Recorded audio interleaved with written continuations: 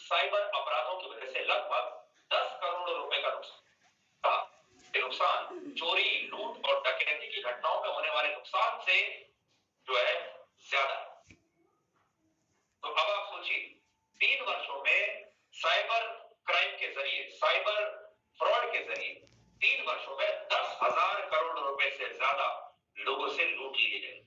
NCRB के मुताबिक वर्ष 2022 हमारे देश में डकैती, लूट और चोरी की 7,90,000 घटनाएं हुई। याद रखिएगा 7,90,000 घटनाएं चोरी, लूट और डकैती, जिसे आप पुराने जमाने की डकैती कहते हैं। लेकिन इसकी तुलना में वर्ष 2022 साइबर अपराध के 9,66,000 मामले और इस साल यानी पिछले साल 2023 15,56,000 मामले दर्ज हुए।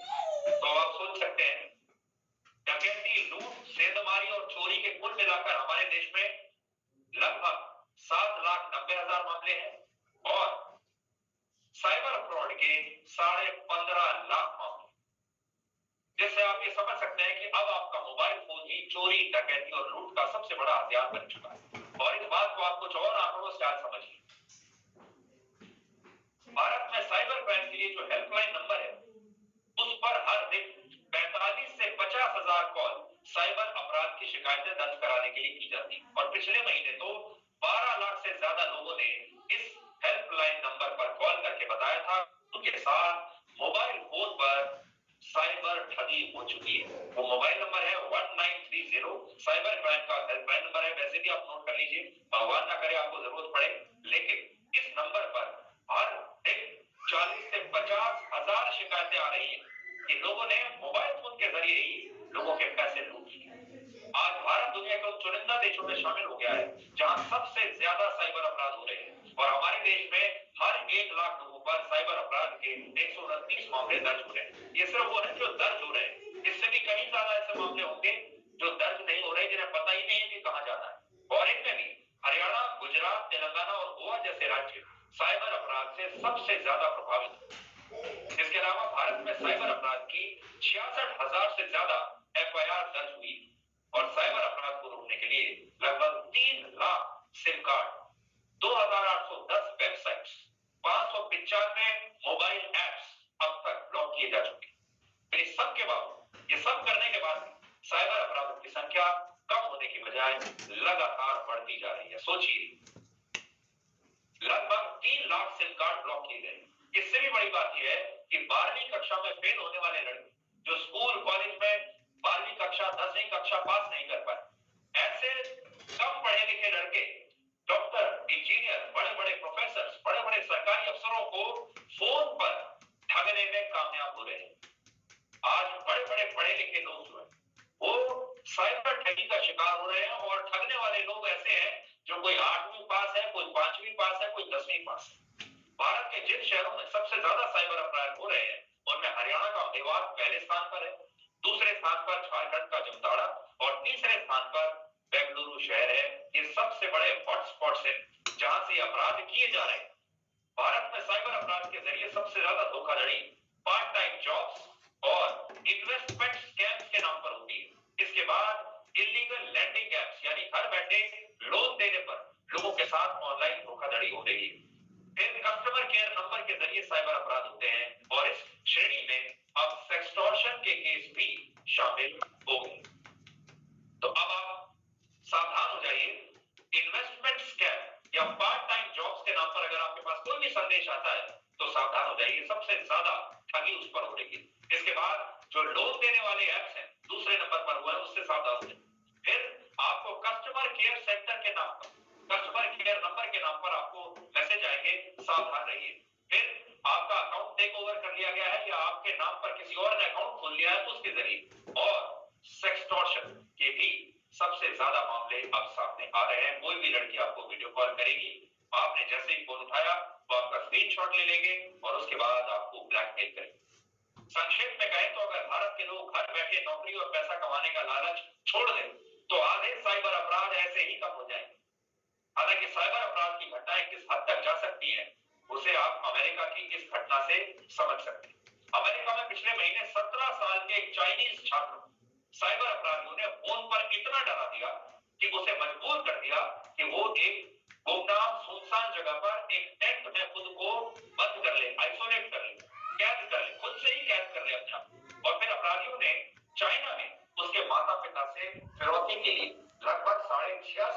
लाख रुपए वसूल कर ले।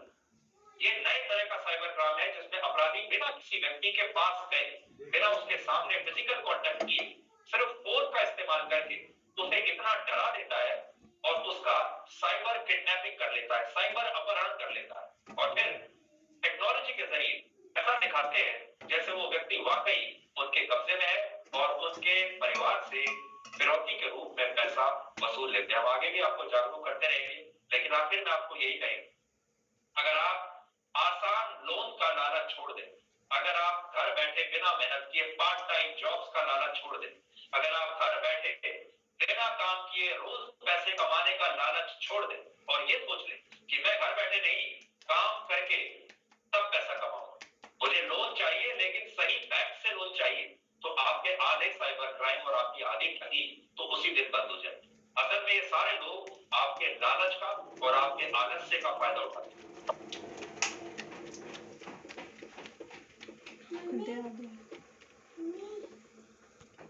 तो जैसा जैसा कि आपने देखा कि कितने बड़े स्केल पे ये क्राइम हो रहा है, कितने बड़े पैमाने पे ये क्राइम हो रहा है और ये क्राइम इतना बड़ा है कि इसको एक्चुअली उसको एक साँचे में रखना भी टफ है। मैं एक बात बताना चाहता हूँ, जितने क्राइम्स रिकॉर्ड होते हैं जितने साइबर क्राइम रिकॉर्ड होते हैं कि ऐसा एक सर्वे बोलता है कि उससे 200 गुना ज्यादा क्राइम हुए रहते हैं, यानी उतने क्राइम हुए हैं लेकिन इतने कम क्राइम रिपोर्ट होते हैं क्योंकि लोगों को मालूम ही नहीं है कि रिपोर्ट कहाँ करना है। बहुत जगह पे रिपोर्ट करने में भी उनको दिक्कत होती है। तो एक ब्रॉडली आप देखो तो दिसंबर में 12 लाख क्राइम रिकॉर्ड हुए हैं, तो इंटू अगर 200 भी पकड़े तो ये आंकड़ा करोड़ में है।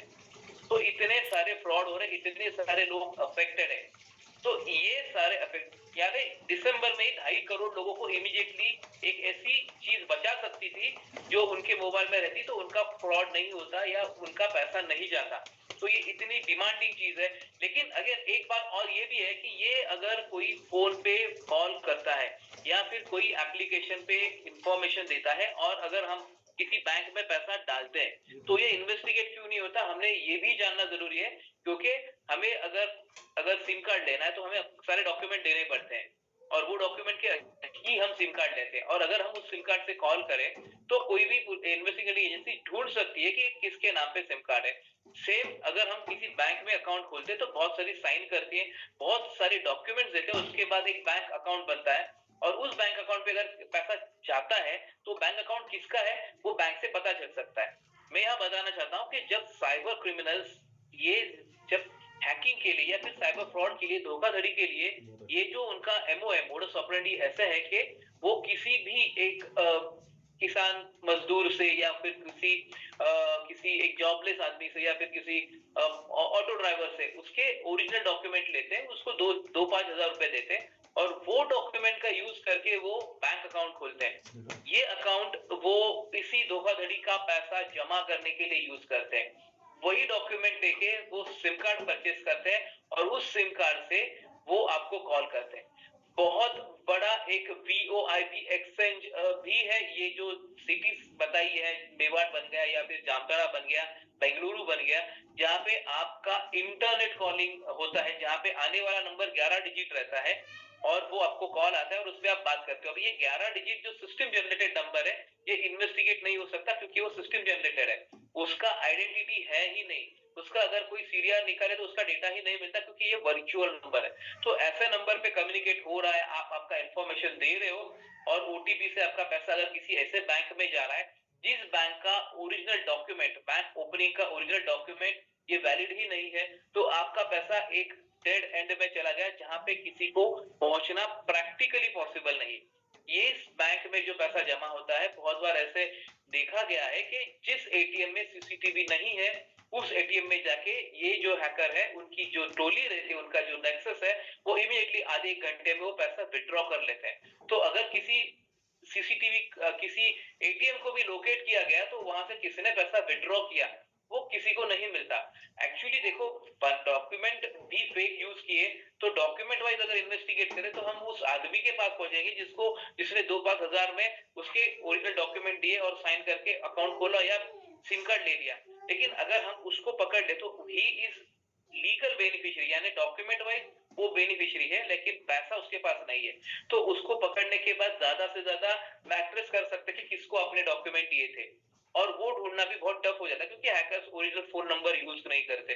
तो आप देखिए, पैसा अगर आपके पास से जाता है तो वो बहुत ऐसी जगह जाता है जहां से पैसा वापस आने का चांस लगभग निल है। तो इसमें एक ही चीज बचती है कि वो कैसे बचे, उस चीज से कैसे बचे। ये सारी जो एमओज है, मोडस ऑपरेंडी, ये हर बार बदलती रहती है। मैंने जैसे बताया 25,000 से ज्यादा अलग अलग तरीके हैं आपको हैक करने के लिए, आपका फोन कॉम्प्रोमाइज करने के लिए, आपके अकाउंट तक पहुंचने के लिए। अभी जो एक न्यूज आपको क्लिप दिखाई थी उसमें बताया गया कि ये प्रॉब्लम कितना बड़ा है। अभी हम आपको एक वीडियो दिखाएंगे जहां पे हमारे ऑनरेबल माननीय श्री मोदी साहब भी एक कॉन्क्लेव में क्या बोल रहे हैं इस प्रॉब्लम के बारे में, आप देखिए।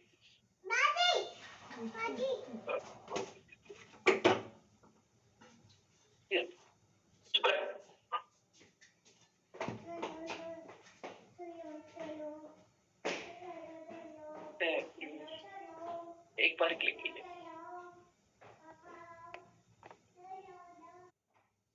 जितने राजनेताओं को प्रधानमंत्री बनने के बाद मिला, शायद 50 से ज्यादा से मिला, उसमें 25 से 30 राजनेताओं से मेरी जो बात हुई है वो साइबर सिक्योरिटी की उनकी चिंता। सारी दुनिया परेशान है साइबर सिक्योरिटी में। क्या मेरा हिंदुस्तान का नौजवान दुनिया को चैन की नींद सोने के लिए, साइबर सिक्योरिटी के लिए फुल प्रूफ इनोवेशन लेकर जा सकता है क्या? बहुत बड़ा मार्केट होगा, आप लिख करके रखिए थे। फायरवॉल से भी काफी आगे बढ़ना पड़ेगा। हमने उस स्थिति पर पहुंचना पड़ेगा और जिसके संबंध में जानते ही दुनिया को लगेगा, हाँ यार हम चिंतित थे, अब शायद हम सारी दुनिया की।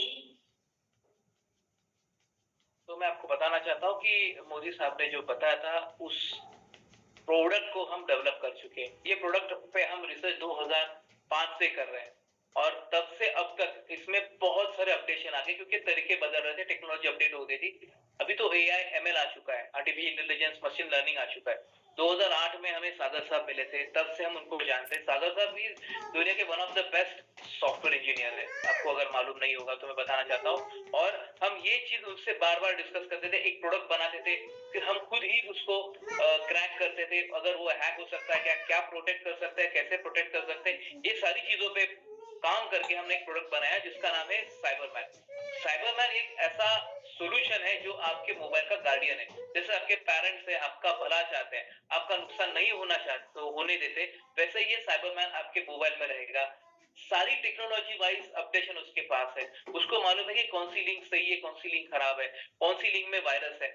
आपके एग्जिस्टिंग मोबाइल एप्लीकेशन में बताना चाहता हूँ, एक मोबाइल में लगभग 500 से 600 लेके तक एप्लीकेशन रहते हैं। हमें दिखने के लिए 15 या 20 एप्लीकेशन दिखते हैं, लेकिन इसमें लगभग 500, 550, 600 एप्लीकेशन है और वो बहुत सारे एप्लीकेशन बैकएंड में चलते हैं। इसमें एक भी एप्लीकेशन अगर मिसबिहेव किया, कॉम्प्रोमाइज हो गया, तो आपका मोबाइल कॉम्प्रोमाइज हो सकता है। तो वो भी साइबरमैन देख लेता है कि कौन सा एप्लीकेशन है इसमें जो कॉम्प्रोमाइज हो सकता है, हो गया है या वल्नरेबल हो चुका है, जो सेंसिटिव बन चुका है, और वो उसको प्रॉपर्ली टेक केयर करके उसको निकाल देता है।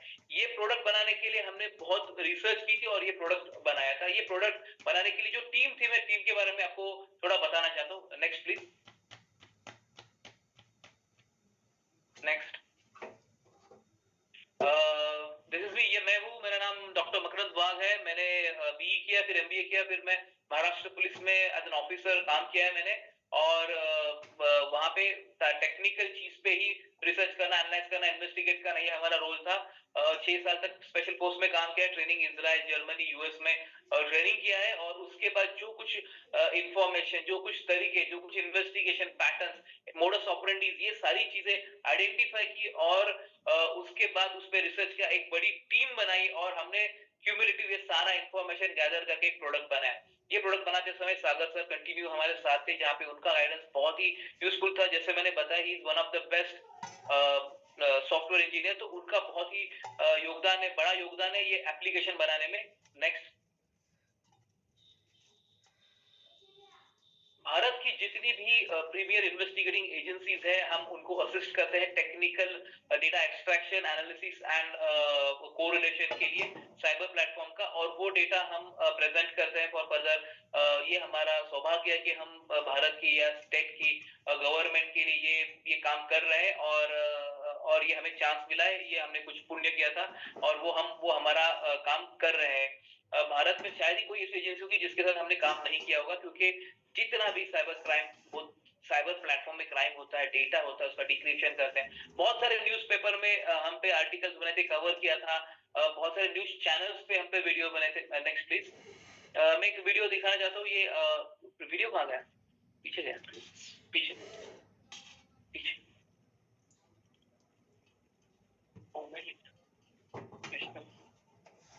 सध्या कुठल्याही व्यक्तीचा डेटा हा त्याचा शत्रू असू शकतो. आपला मोबाईल ही आपली गरज आहे. ठीक है। ये आज तक मुंबई तक पे हम पे एक डॉक्यूमेंट्री बनी थी जो यूट्यूब पे भी अवेलेबल है। आप देख सकते हैं कि हमने एग्जैक्टली क्या काम किया है और कैसा हमारा योगदान है गवर्नमेंट के लिए। ये पूरा करते समय मेरे साथ मेरे बड़े भाई डॉक्टर संतोष वाघ, मैं ये बताना चाहता हूँ कि साइबर में हमने पीएचडी किया है, मैंने और संतोष सर ने। संतोष सर का भी बैकग्राउंड वही है, वो इलेक्ट्रॉनिक इंजीनियर है। उसके बाद उन्होंने एज ए पुलिस ज्वाइन किया, पुलिस ऑफिसर थे, 8000 प्लस केसेस इन्वेस्टिगेट की। फिर उन्होंने पीएचडी की, एलएलबी भी की, हमने लॉ भी सीखा है, क्योंकि इसमें टेक्नोलॉजी का चीजें आवश्यक है, तो लॉ का भी स्टडी किया है। और उसके बाद संतोष सर इस प्रोजेक्ट में ज्वाइन हुए और मैं संतोष सर को बुलाना चाहता हूँ। संतोष सर थोड़ा इंफॉर्मेशन देंगे। Thank you. गुड इवनिंग दोस्तों। देखिए, साइबर क्राइम ये मोस्ट चैलेंजिंग फील्ड है। अभी जैसे कि मेरे भाई मिस्टर डॉक्टर मकरंद वाघ इन्होंने भी बताया कि हर रोज हजारों करोड़ के साइबर क्राइम्स हो रहे हैं अपने देश में। तो ये साइबर क्राइम्स की समस्या इतनी सीरियस है। तो देखिए दोस्तों, क्या हो रहा है कि जो लॉ है अपना 1860 में ब्रिटिशर्स ने यानी अंग्रेजों ने लिखा हुआ है और अभी भी वो फॉलो कर रहे हैं। ये आईटी एक्ट है, ये जो 2000 साल में इम्प्लीमेंट हुआ, उसके बाद 2000 में अमेंडमेंट आया और अभी भी 2008 के बाद फिर फेसबुक, व्हाट्सएप, वो तो बहुत बाद में आए, लेकिन 2008 के बाद ही इंटरनेट, सोशल मीडिया का सबसे ज्यादा यूज होने लगा। लेकिन आज भी हम वही लॉ यूज कर रहे हैं और सबसे बड़ा चैलेंज ये है कि हमारे देश की पॉपुलेशन बहुत ज्यादा है। हमारा जो लिमिटेड पुलिस फोर्स है वो अधिकतम हमारे बहुत सारे त्योहार, हमारी पॉपुलेशन में होने वाले क्राइम्स, इनको कंट्रोल करने में ही एग्जॉस्ट हो जाता है। अभी ये जो साइबर क्रिमिनल्स है वो बहुत ही एजुकेटेड है, वो इनोवेटिव है, रोज कुछ ना कुछ इनोवेशन कर रहे हैं और ये इनोवेशन से लोगों को अलग अलग बार तरीके से अटैक कर रहे हैं। जैसे कि जामतारा है या हरियाणा की एक सिटी है, ऐसे टोटल 13 सिटीज है जहां पे प्रॉपर ट्रेनिंग चालू है। वहां पे अपने बड़े बड़े शहरों का डेटा है, जैसे मुंबई, दिल्ली, कलकत्ता, हरियाणा या पंजाब या हर पूरे इंडिया का डेटा है वहां पे। यानी वहां पे पूरे सबका डेटा है और उस डेटा के हिसाब से वहां पे कॉल किया जाता है। वहां पे प्रॉपर ट्रेनिंग ली जाती है, नए बच्चों को सिखाया जाता है कि एज अ बैंक एम्प्लॉय कैसे बात करें, कैसे रिक्वेस्टफुली आप ओटीपी मांगे, जिससे कि समझो सामने सीनियर सिटीजन है तो कैसी बात करनी है, हाउस वाइफ है तो उससे कैसी बात करनी है, अगर कोई बच्चा है या अगर कोई वर्किंग पर्सन है जो घर में, तो उससे ओटीपी कैसे ले या उससे उसकी महत्वपूर्ण जानकारी लेके उससे कैसे हम फाइनेंशियल क्राइम यानी कैसे उसके पैसे हम ठग सके, ये सब प्रॉपर ट्रेनिंग दिया जाता है। तो जैसे कि अभी आप स्क्रीन शेयरिंग पे देख सकते हैं कि ये ओटीपी, यानी वो ओटीपी तो एक रहा, अभी ये डेबिट कार्ड और क्रेडिट कार्ड। तो मोस्टली क्रेडिट कार्ड वैसे भी इंडिया में थोड़ा सा लेट ही शुरू हुआ, लेकिन आज भी शहर में ज्यादातर कुछ लोग क्रेडिट कार्ड यूज करते हैं। तो क्रेडिट कार्ड रहता है तो दोस्तों, क्रेडिट कार्ड का एक फायदा ये है कि अगर आपको पेमेंट करना है तो आपको 1 महीने का टाइमिंग मिलता है। 1 महीना यानी समझो तुरंत पेमेंट कर सकते हैं। हमारे बिहाफ में बैंक को पेमेंट कर देती है और 1 महीने बाद हम पेमेंट करते हैं। लेकिन क्रेडिट कार्ड के कुछ पॉइंट्स रहते हैं। तो अभी ये क्या कर रहे हैं साइबर क्रिमिनल्स, ये फोन करेंगे और बोलेंगे आपके जो पॉइंट्स है वो एक्सपायर होने वाले हैं, तो अगर ये आप बचाना चाहते हैं तो हमारे लिंक पे क्लिक करें, और जैसे ही आप लिंक पे क्लिक करोगे तो आपका मोबाइल कॉम्प्रोमाइज हो जाएगा और ये हैकर के कंट्रोल में आ जाएगा। अगर जैसे ही वो हैकर के कंट्रोल में आ जाता है तो वो आपके क्रेडिट कार्ड से पैसे निकाल सकते हैं। सेम फॉर डेबिट कार्ड, ऐसे बहुत सारे पेजेस है, इसमें अलग अलग पेजेस है जिससे कि आपका क्रेडिट कार्ड भी, क्रेडिट कार्ड के साथ डेबिट कार्ड की इंफॉर्मेशन वो ले लेते हैं, उसका सीसीवी वो भी ले लेते हैं, और आपका पैसा आपके अकाउंट से जा सकता है। देखिए दोस्तों, आजकल तो हम गूगल पे, फोन पे या पेटीएम, ये तो चीजें बहुत ही कॉमन है। हर किसी के मोबाइल में आज गूगल पे है, पेटीएम है, फोन पे है, और हम क्या कर रहे हैं, किसी को भी 10 रुपए का भी पेमेंट आज गूगल पे से लोग कर रहे हैं। तो क्या है कि हेवी, यानी जो मल्टीपल टाइम ट्रांजेक्शन हो रहा है, और इसमें क्या लगता है कि जैसे ही हम ट्रांजेक्शन करते हैं तो हम सबका अकाउंट अपने बैंक के साथ जुड़ा हुआ है, तो ये अपने अकाउंट से पैसे यानी एक कनेक्टेड रहते हैं। जैसे ही इसका मिसयूज, अभी बहुत सारे लोगों को तो ये भी पता नहीं है कि क्यूआर कोड ये पेमेंट करने के लिए, ऐसे भी कॉल्स आते हैं बहुत बार हैकर्स के कि क्यूआर कोड पे आप इनाम जीत चुके हैं, आपको 10,000 रुपए मिलने वाले हैं, और क्यूआर कोड पे आप ओटीपी शेयर कर दिए, क्यूआर कोड साइन स्कैन कर दीजिए। तो लोगों को यानी लैक ऑफ नॉलेज बोल सकते हैं जिसका वजह से ये होता है। तो साइबर मैन अपना ये सारी चीजों को प्रोटेक्ट करता है। अभी सिम कार्ड फ्रॉड, ये भी बहुत ही बड़ा फ्रॉड है। जैसे कि हम बहुत बार होटल्स जाते हैं या ऐसे अलग अलग जगह पे जाते हैं जहां पे हमें हमारा आधार कार्ड का जेरोक्स देना पड़ता है, स्कैन कॉपी देनी पड़ती है। तो ये अगर किसी गलत आदमी के हाथ आ जाए या उनकी तरफ से किसी साइबर क्रिमिनल के पास चला जाए तो वो अपना पैरेलल सिम खरीद सकते हैं। अगर अपना पैरेलल सिम खरीद लिया तो 2 घंटे के लिए अगर आपका मोबाइल बंद हो गया तो आप सोचोगे शायद नेटवर्क का इश्यू है या सिम कार्ड खराब हो चुका है, लेकिन वहां पे पैरेलली वो साइबर क्रिमिनल अपने नाम से सिम कार्ड खरीद लेता है और वो अपने मोबाइल में डाल के अपना ओटीपी शेयर कर सकता है। तो जैसे अपना ओटीपी यूज करके अपने बैंक से ट्रांजैक्शन कर सकता है। तो जैसे कि अपने साइबर क्राइम में हम मल्टीपल क्राइम कवर कर रहे हैं, तो ये जो है जिससे आपका ओटीपी भी अगर शेयर हो जाए तो वो भी इस पे कवर कर रहे हैं, कर रहे हैं। So next please. ये बैंक, तो जैसे कि मैंने बताया कि हम सबके अकाउंट बैंक्स को जुड़े हुए हैं, हमारे पेटीएम, गूगल पे से लेके हमारे डेबिट कार्ड और मल्टीपल नेट बैंकिंग हम सब कुछ यूज कर रहे हैं। अभी जैसे कि कोई रेलवे टिकट हो, एयर टिकट हो, या कोई भी पेमेंट, या कोई न्यू यानी किसी सब्सक्रिप्शन लेना है, कोई चैनल का पेमेंट करना है, या हर चीज के लिए हम बैंक के साथ जुड़े हुए हैं। और ये जो साइबर क्रिमिनल्स है वो डायरेक्ट अपने मोबाइल पे अटैक करके अपना पूरा पैसा ले सकते हैं। जैसे कि मैं बताता हूँ एक कि जैसे कि अगर किसी ने पॉकेट मारा तो 5,000 रुपए जा सकते हैं। अगर अनफॉर्चुनेटली आपका घर पे किसी ने ताला तोड़ के घुस गया तो शायद आपकी जो सेविंग्स रहेगी, ऑर्नामेंट्स रहेंगे, उससे लाखों यानी 4-5 लाख रुपए जा सकते हैं। लेकिन आपकी जिंदगी भर की जो कमाई है, जो आपके इस बैंक में रखी हुई है, वो पूरा अगर आपके मोबाइल का कंट्रोल किसी के पास आ जाए और उस कंट्रोल के एक्सेस के जरिए वो आपके अकाउंट तक पहुंच जाएगा और आपकी पूरी जिंदगी की कमाई जा सकती है। तो this is very serious issue. तो साइबर मैन आपके मोबाइल को प्रोटेक्ट करेगा और आपके अकाउंट तक किसी को पहुंचने नहीं देगा।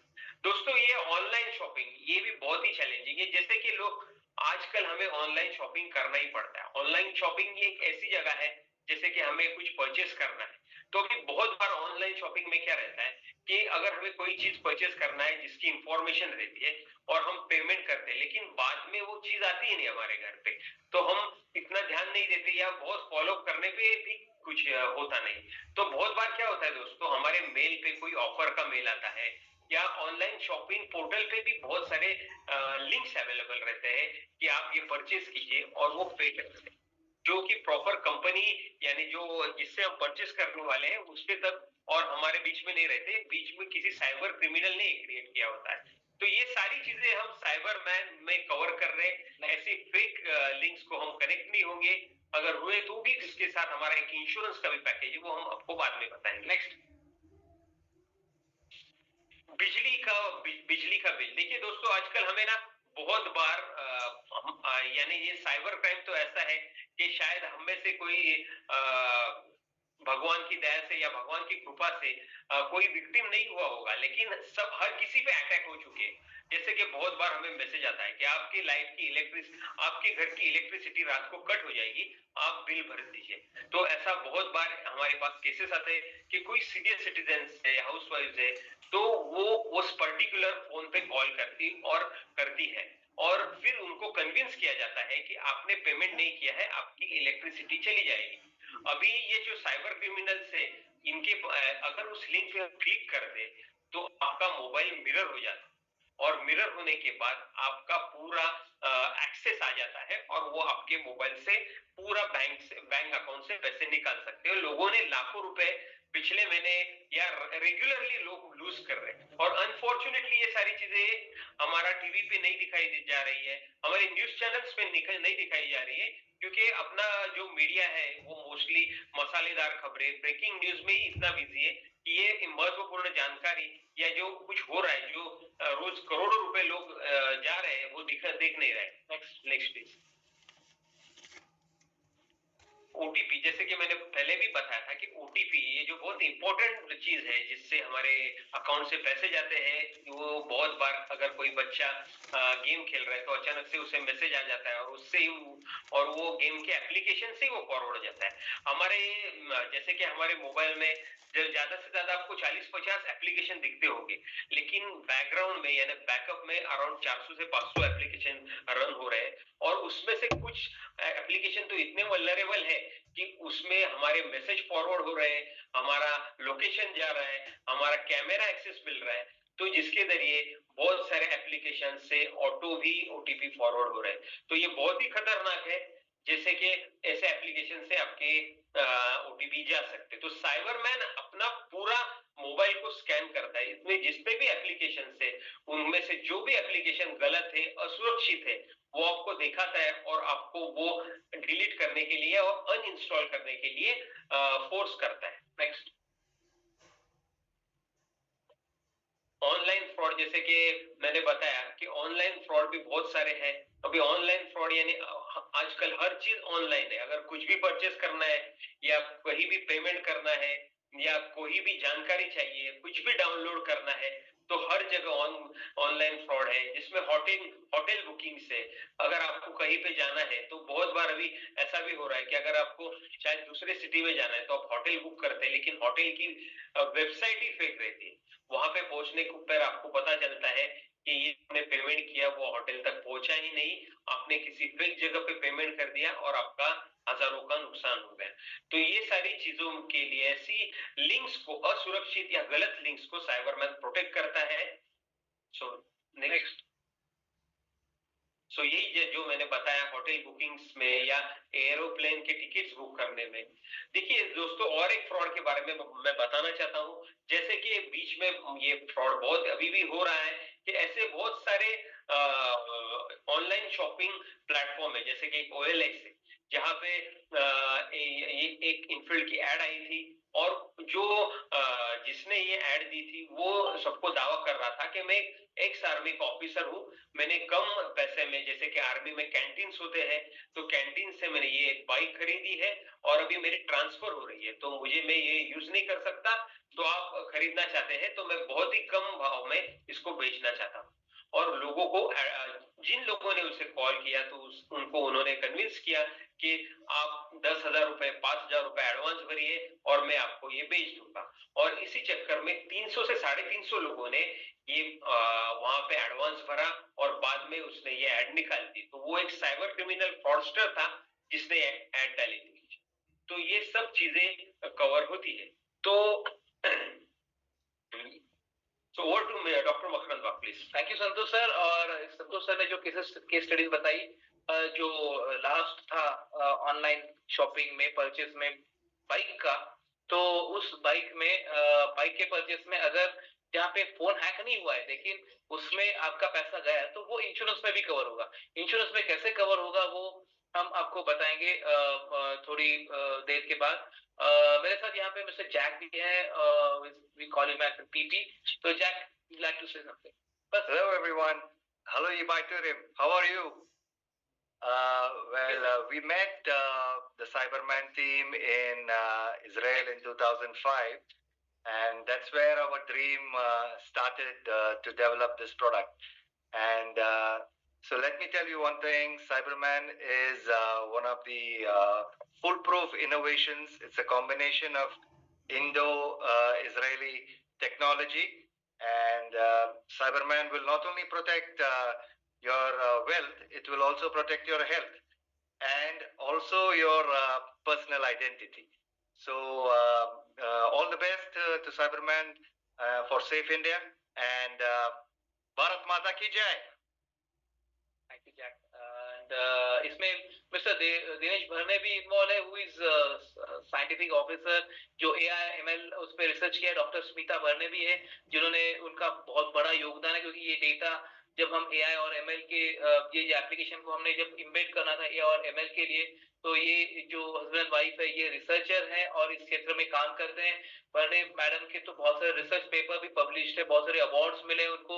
AI के बारे में अगर इंडिया का सबसे बड़ा एक्सपर्ट कोई है तो मिस्टर दिनेश भरने है. तो ये टेक्नोलॉजी जब हमने सॉल्यूशन बनाया था तब सागर साहब का कहना था कि सिस्टम जो कुछ बने वो अपडेटेड एंड अपग्रेडेबल होना चाहिए.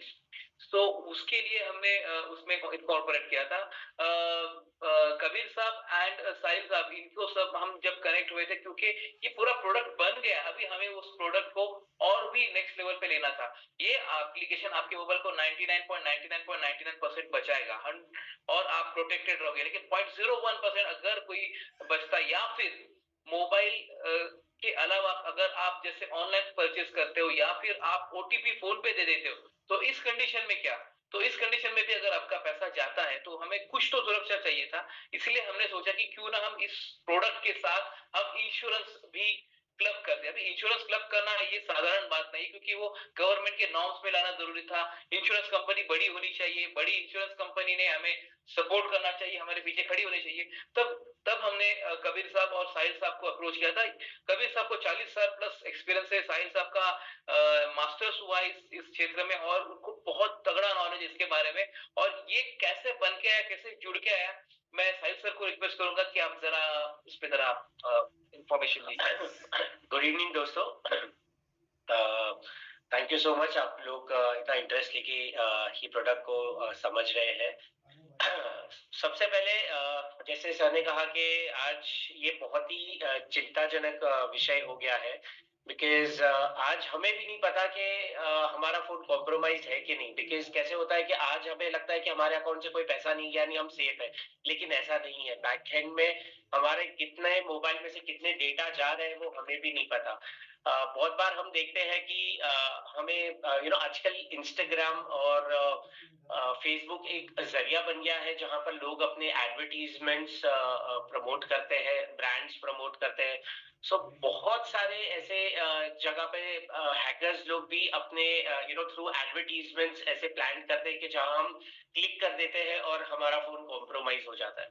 तो सबसे बड़ा जो चैलेंज था, जो हमने वो वीडियो में भी देखा था कि मोर देन 10,000 करोड़ का इसमें फ्रॉड हो रहा है इंडिया में. तो जब हम ये प्रपोजल लेके गए कि हमें, बिकॉज ये एप्लीकेशन 99.9% सेफ गार्ड है, लेकिन वो जो 0.1% भी है, तो जो हमने सोचा था कि नहीं वो 1% भी इवन सागर जी से जब हम मीटिंग करते थे वो बोलते थे कि नहीं उतना भी हमें कसर नहीं छोड़नी है, हमें 100% फुल प्रूफ करना है. तो हमने सोचा कि चलो कैसे करें. तो जब हम फर्स्ट टाइम इंश्योरेंस कंपनी के पास ये प्रपोजल लेके गए तो उन्होंने वो थोड़ा चकरा गए. वो बोले कि आज इतना सारा साइबर क्राइम हो रहा है देश में, मोर देन 10,000 करोड़ का, तो ये तो पैर पे कुल्हाड़ी मारने वाली बात हो जाएगी. अगर इसको इंश्योर कर लिया तो फिर हमारी कंपनी को बहुत बड़ा लॉस हो जाएगा. तो वो थोड़े रिलक्टेंट थे. फिर जब उन्होंने ये एप्लीकेशन के बारे में सुना तो उन्होंने स्पेशली अपनी टीम को, जो IT एक्सपर्ट्स हैं, उनको डिप्लॉय किया हमारी ऑफिस में और उन्होंने विगरस टेस्टिंग की हमारी सॉफ्टवेयर की. फॉर 2 months वो लोग वेरियस टेस्टिंग करते रहे हमारी एप्लीकेशंस की. उन्होंने प्लांट किए कुछ वायरसेस और फिर ये एप्लीकेशन यूज किया और चेक किया कि क्या ये वायरस को पकड़ता है एप्लीकेशन.